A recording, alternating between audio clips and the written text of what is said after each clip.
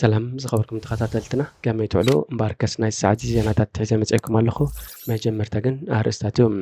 ሚኒስተር ጉዳያት ወጻኢ ኤርትራ ዝመርሖ ላዕለዋይ ልኡኽ መንግስቲ ኤርትራ ናብ ኢራን ገሹ ስነ ስርዓት መምረቕታ ተምሃሮ ኮሌጅ ሕክምናን ስነ ፍልጠት ጥዕናን ኦረታ ተኻይዱ ኢራን መራሒ ሓማስ ኣብ ሃገራ ድሕሪ ምቕታሉ ሕነ ክትፈዲ ከም ዝኾነት ገሊጻ ቀዳማይ ሚኒስተር ቤንያሚን ኔታንያሁ ንካቢነ ፀጥታ ሃገሩ ብህፁፅ ፀዊዑ ላዕለዋይ ኣዛዚ ሰራዊት ሱዳን ሓዱሽ ፃውዒት ዘተ ሰላም ነፂግዎን ካልኦትን ዝብሉ ዜናታት ሒዝና መፂናኩም ኣለና ሰናይ ምክትታል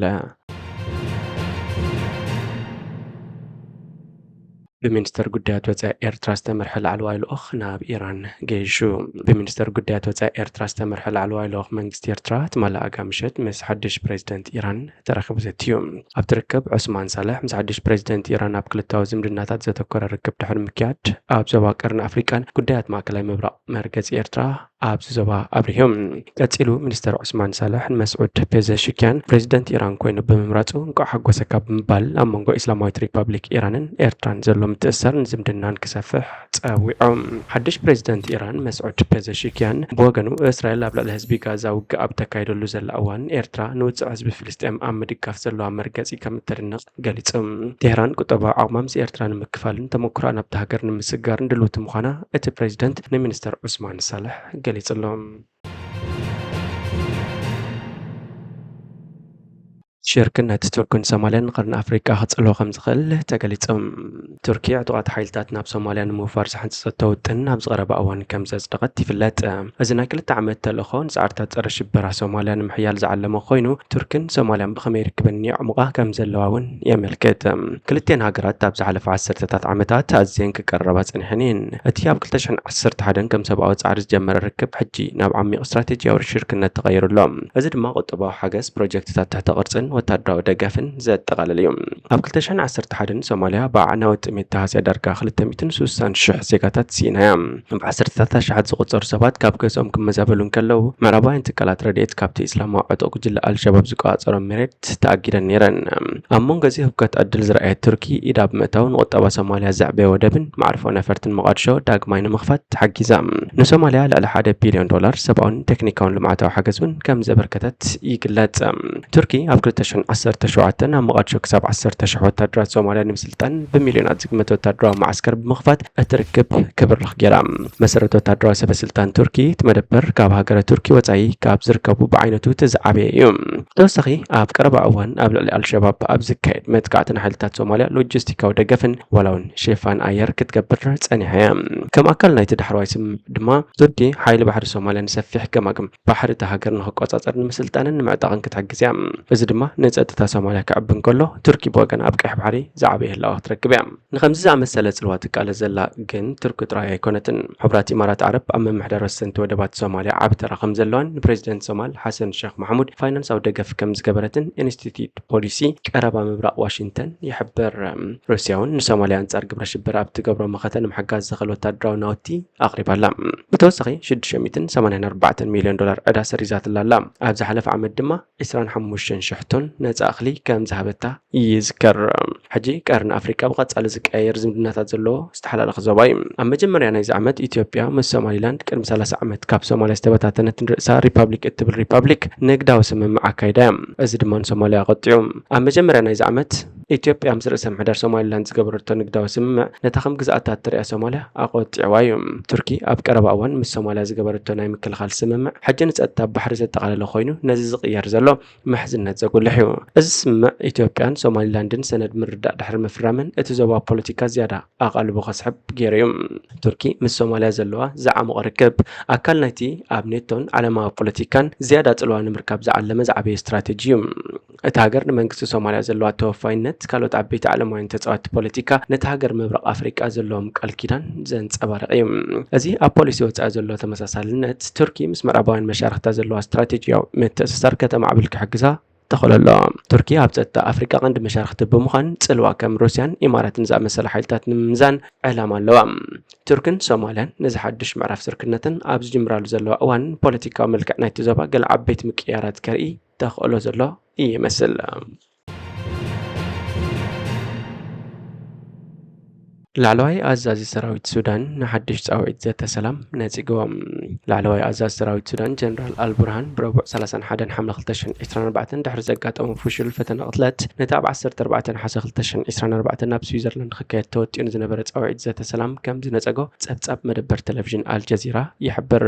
ኣዛዚ ውሃብ ፈጣን ደገፍ ጀነራል ሓምዳን ዳጋሎ ሕሜቲ ንመስርሕ ዘተ ሰላም ስዊዝ ሓንጎፋ ኢሉ ድሕሪ ምቕባሉ ኣብ ልዕሊ ወታደራዊ ማዕስከር ሱዳን መጥቃዕቲ ድሮን ከካይድ ዝብል ተጽቢት ከም ዘይጸንሐ ተንተንቲ ፖለቲካ የገንዝቡ። ኣብ ሱዳን ዝካየድ ዘሎ ደሞ ኩናት ሓድሕድ ኣብ ሰብን ንብረትን ሰፍ ዘይብል ዕንወት ምስዓቡ ዝፍለጥ እዩ። ብሰንኪ ኩናት ብሚልዮናት ንውሽጣዊ ምዝባላትን ንስደትን ኣምሪሑ ከም ዘሎ ጸብጻባት የመልክት ኣለዎ። ኢራን መራሒ ሓማስ ኣብ ሃገራ ድሕሪ ምቕታሉ ሕና ክትፈድኸም ምዃና ገሊጻ። ኢራን ናብ ልዕሊ ነታ ትማል ረቡዕ ንመራሒ ሓማስ ንምቕታል ተሓታቲት እያ ዝበለታ እስራኤል ተሪር መቕጻዕቲ ከም እትወስድ ፈኪራ። እስራኤል ብዛዕባ እቲ ትማል ኣብ ቴህራን ዝተቐትለ እስማዒል ሃኒየ ብቐጥታ ርእይቶዋ ይሃበትን። ይኹን እምበር ቀዳማይ ሚኒስትር እስራኤል ቤንያሚን ኔታንያሁ ሃገር ብዝሓለፈ መዓልትታት ጸላእታ ክትቀጽዕ ምዃና ገሊጹ ነይሩ እዩ። እዚ ድማ ካብቲ ኣብ ቴህራን ዝተፈጸመ መጥቃዕቲ ሰዓታት ኣቐዲሙ ኣብ ሊባኖስ ዝተቐትለ ሓደ ላዕለዋይ ኣዛዚ ሂዝቦላህን ዘጠቓለለ እዮም። ኣብ ማእከላይ ምብራቕ ልዑል ግጭት ከይፍጠር ዘሎ ስጋት እናወስኸ ኣብ ዝኸደሉ ዘሎ ንእስራኤላውያን በዳይ መዓልትታት ይጽበዮም ኣሎ ክብል ኣጠንቂቖም። ካብቲ ኣብ ቤይሩት ዝተፈጸመ መጥቃዕቲ ጀሚሩ ካብ ኩሉ ኣንፈት ስጋታት ኣሎ ክብል ኣብ ቴሌቪዥን ኣብ ዝሃቦ መደረ እውን ገሊጹ እዩ።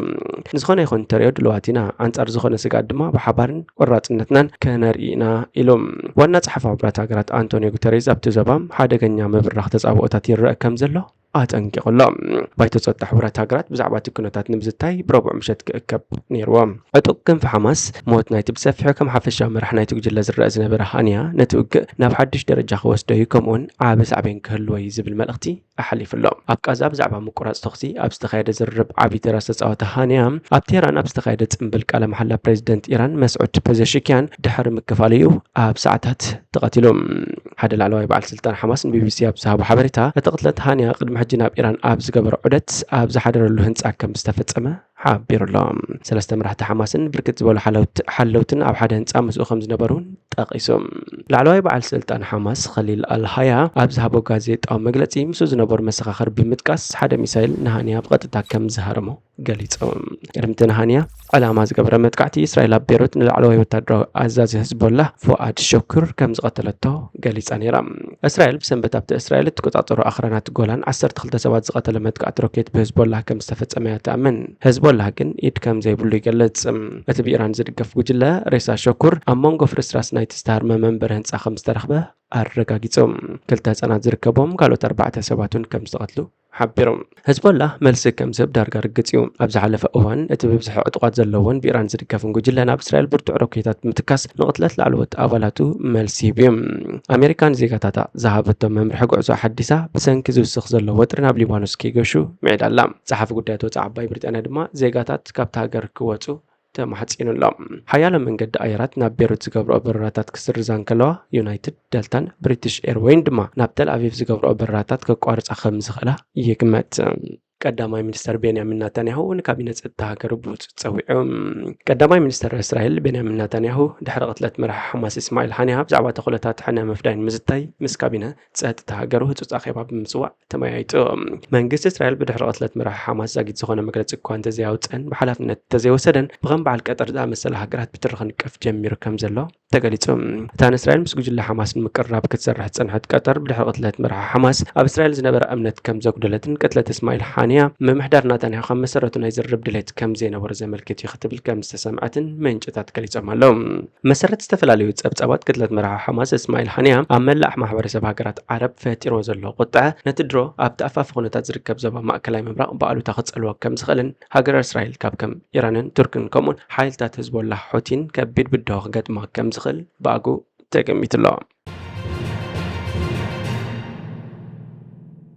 ስነ ስርዓት መምረቕታ ተምሃሮ ኮሌጅ ሕክምናን ስነ ፍልጠት ጥዕናን ኦረታ ተኻይዶም።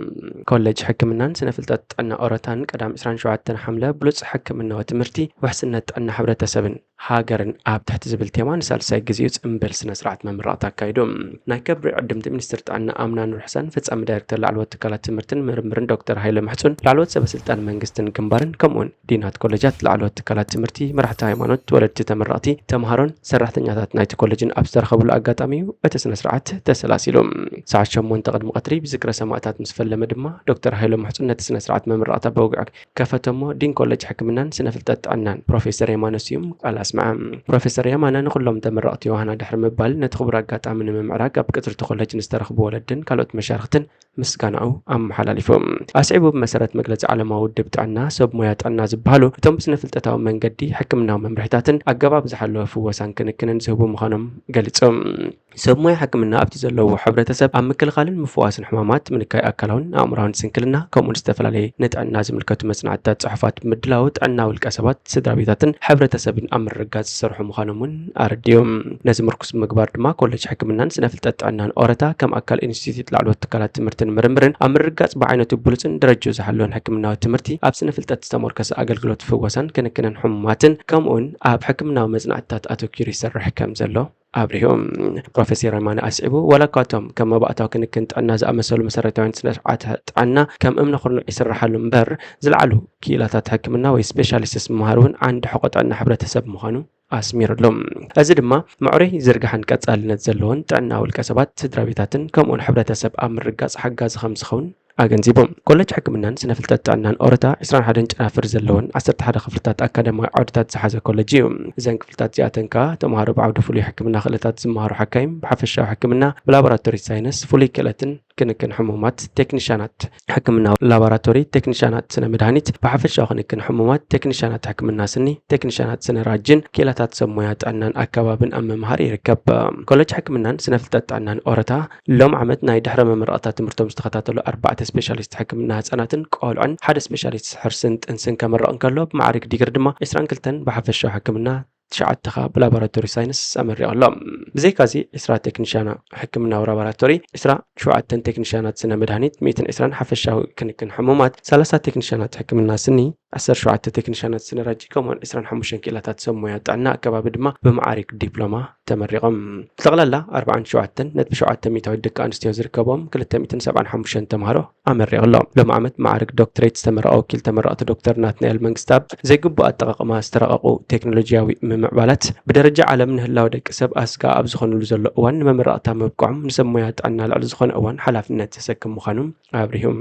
ንሱ ወሲኹ ዓውዲ ሞያ ሕክምና ዝያዳ ጻዕሪ ዝሓትት እኳ እንተኾነ ንዘይሕለል ምትባዕ ወለዲ ልዕሊ ኩሉ ድማ ብናፃ ንዘምሃሮም ህዝብን መንግስትን ብስም ተመረቕቲ ኣመስጊኖም ሚኒስተር ጥዕና ኣምና ኑር ሕሰን ብወገና ብስም መንግስቲ ኤርትራን ተመረቕቲ ስድራ ቤት ተመረቕትን እንቋዕ ፍረ ሓያል ጻዕሪኹም ኣርኣያኩም ኢላ ቀፂላ ከም ኣካል ናይቲ መንግስቲ ኤርትራ ካብ እዋን ናጽነታት ሒዙ ንኩለንትናዊ ህንጻት ሃገር ማሕበራዊ ፍትሒ ክውን ንምግባርን ንምምዕባል ዓቕሚ ሰብ ምቐዳምነት ብምስራዕ ኣብ መላእ ሃገር ሰፊሕ ዝርግሐ ዘለዎን ኣብያተ ትምህርቲ ከም ዝደኮነ ገሊጻ